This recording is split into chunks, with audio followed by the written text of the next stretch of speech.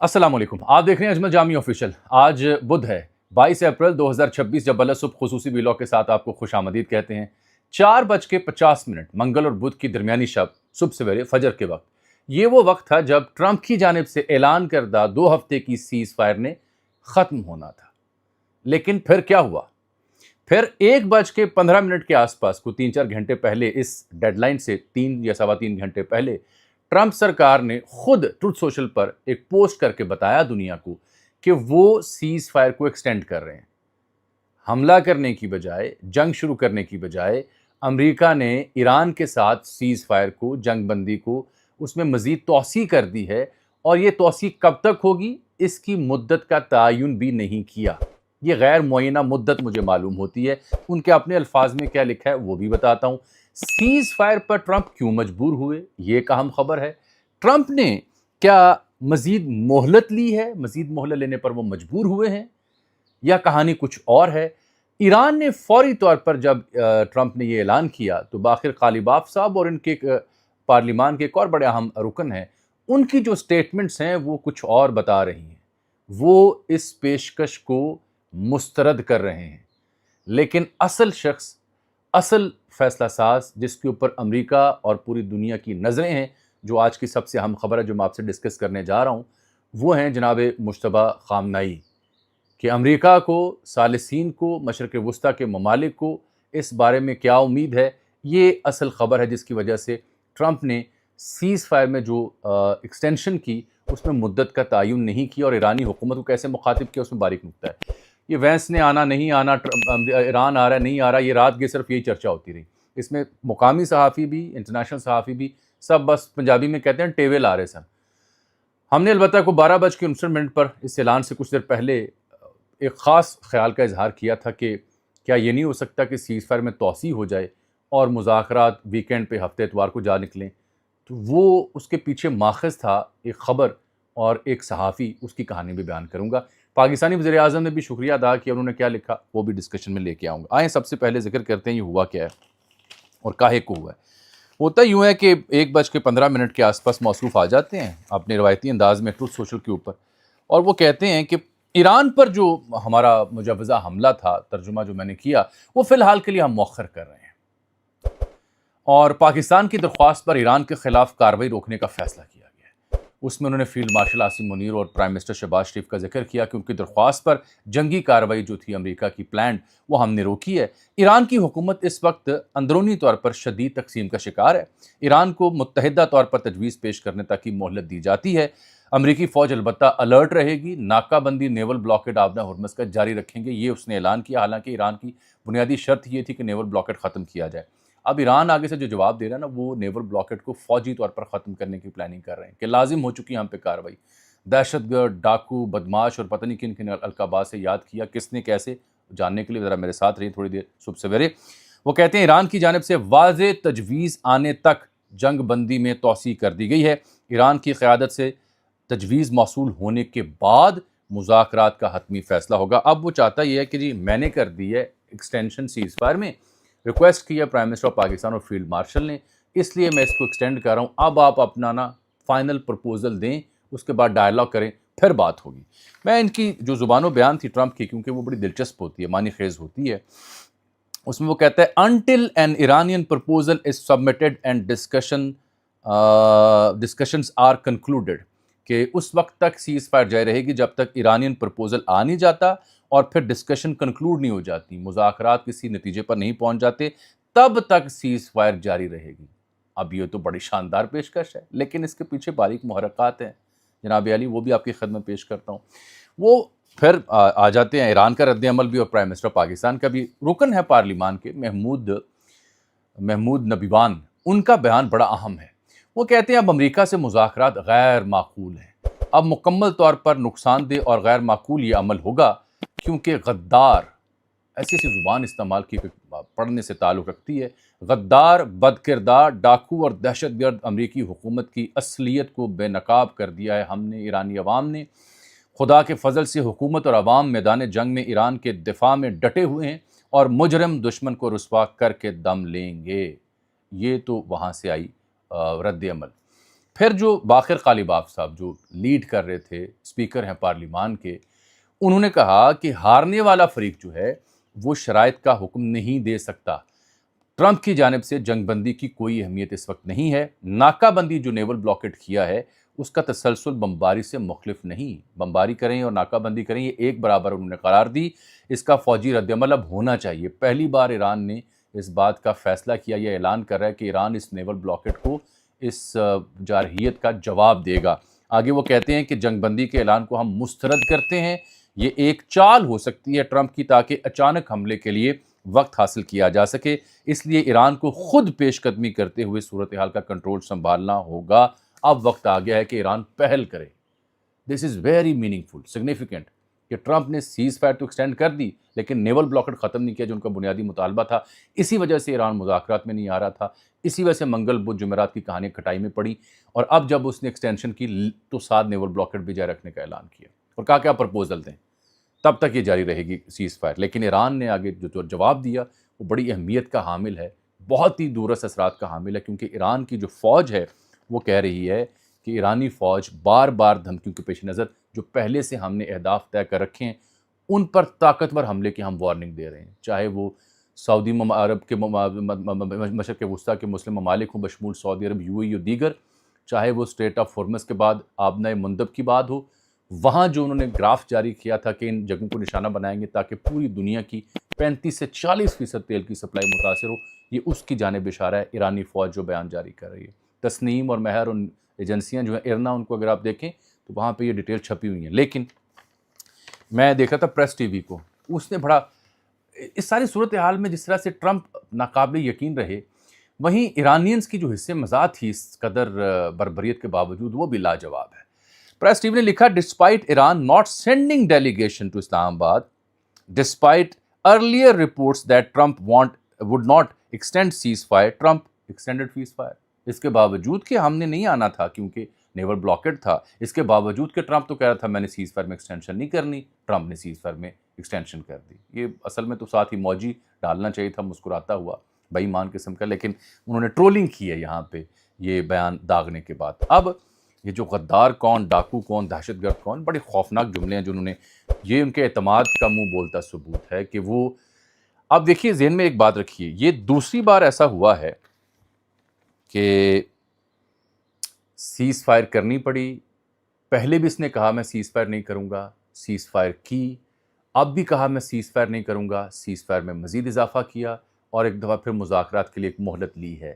یہ بڑی باریک بات اس لیے ہے کہ جب میں نے دیکھا شہباز شریف صاحب نے جو ٹویٹ کیا ہوا تھا وہ بھی بڑا قابل غور ہے۔ شہباز شریف صاحب یہ کہتے ہیں کہ جناب میری پرسنل ریکویسٹ پر اور فیلڈ مارشل کی پرسنل ریکویسٹ پر ٹرمپ نے گریشیسلی ایکسیپٹ کی ہے ہماری وہ تجویز اور ہماری درخواست ایک سیز فائر میں اضافہ کر دیا جائے، to allow ongoing diplomatic efforts to take their course, تاکہ جو سفارتی کوششیں ہیں وہ اپنا رستہ اختیار کر سکیں، with the trust and confidence reposed in Pakistan shall continue its earnest efforts for negotiated settlement of the conflict, تنازع کا امن کا تنازع کا حل ڈھونڈنے کے لیے پاکستان کی کوششیں جاری ہیں اور جاری رکھنا چاہتا ہے، اور ہم یقین رکھتے ہیں اور ہمیں امید ہے کہ بوتھ سائڈز یعنی امریکہ اور ایران سیز فائر کو آن ہولڈ، سیز فائر کو بائی کریں گے and be able to conclude a comprehensive peace deal during the second round of talk scheduled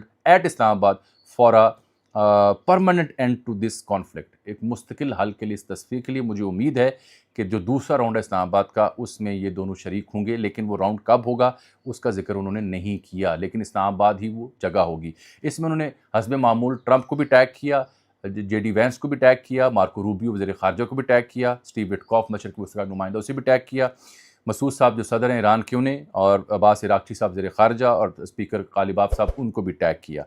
اب اس دفعہ ٹویٹ کا فرق یہ تھا پچھلے ٹویٹ کی نسبت کہ اس دفعہ آپ نے ریکویسٹ نہیں کی اور ان کا جواب نہیں آیا، اس دفعہ سفارتی چینل کے ذریعے رابطہ کاری ہوئی، اور پھر ٹرمپ کا ٹویٹ آیا پہلے، اور پھر آپ نے شکریہ ادا کیا، اور اب آپ کو وہ ڈرافٹ میں رکھنا نہیں پڑا ٹویٹ، اور نہ ہی اس کا اسکرین شاٹ نکلا باہر۔ یہ اچھی بات ہوئی حکومت پاکستان کے لیے کہ اس دفعہ بچت ہوئی ان کی۔ لیکن اس میں دو چیزیں جو میں نے آپ سے ذکر کرنی ہے نا وہ بڑی باریک ہیں، وہ معاملہ جڑے ہوئے ہیں در حقیقت प्रपोज़ल के जो जिसके बारे में एक्सियोस की रिपोर्ट है कि संडे को मुज़ाकरात हो सकते हैं, इतवार को, और 3 निकाती वो मामलात हैं। और असल नज़र जो है इन सब फ़रीक़ैन की वो मुश्तबा ख़ामनई साहब की जानिब है, क्योंकि अब वो डे टू डे कम्युनिकेशन कर रहे हैं ज़ख्मी होने के बावजूद। और मैंने आपसे अर्ज़ की थी कि फ़ॉक्स ने भी ख़बर दी, 2-4 और इदारों ने भी ख़बर दी कि वो जो IRGC के मौजूदा कमांडर हैं वाहिदी साहब, वो उनके ज़रिए राब्ता कारी का वाहिद सोर्स हैं। तो इन सब को उम्मीद ये है कि अब उन तक जब सारी सूरत हाल पहुँचेगी, पाकिस्तानी एफ़र्ट्स भी, सऊदी एफ़र्ट्स भी, अमेरिका ने सीज़ फायर में एक्सटेंड कर दिया वो भी, तो वो को हतमी लाहे अमल देंगे कि इन निकात की रोशनी में अब आप मुज़ाकरात में जाएँ। ये जो रद्द-ए-अमल है बाक़िर कालीबाफ साहब का या दीगर का, मैं ऐसे कहूँगा कि इंस्टेंट रिएक्शन जो कि जिस पॉइंट पे आप खड़े हैं वहाँ ये बनता है कि आपने दूसरी बार सीज़ फायर पे मजबूर किया अपने से कई गुना बड़ी ताकत को। तो उसके बाद जो ये होते हैं फ़ौरी रद्द-ए-अमल। फ़ौरी रद्द-ए-अमल मुस्तकिल लाहे-अमल नहीं हुआ करते।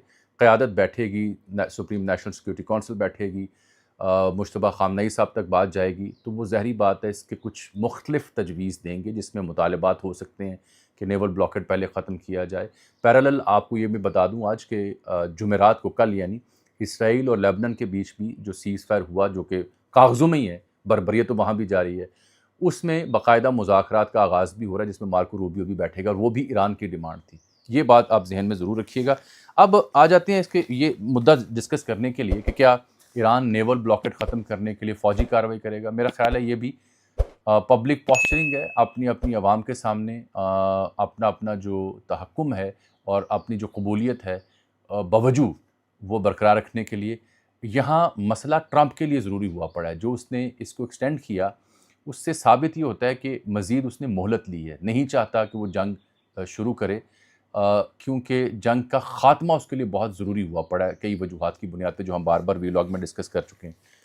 अहम तरीन नुक्ता इसमें यह है सिर्फ, अब अगर दूसरा राउंड मुज़ाकरात का नहीं होता, अब अगर ईरान अमेरिका मिल नहीं बैठते और इस मसले का हल नहीं निकालते, अब है वो वक्त कि जब बार बार ना सीज़ फायर में एक्सटेंशन होगी, ना अमेरिका ये कर सकेगा, उसकी भी मजबूरी हो जाएगी अब कि किसी मुआहदे के ना होने की सूरत में वो पंगा करे बड़ा।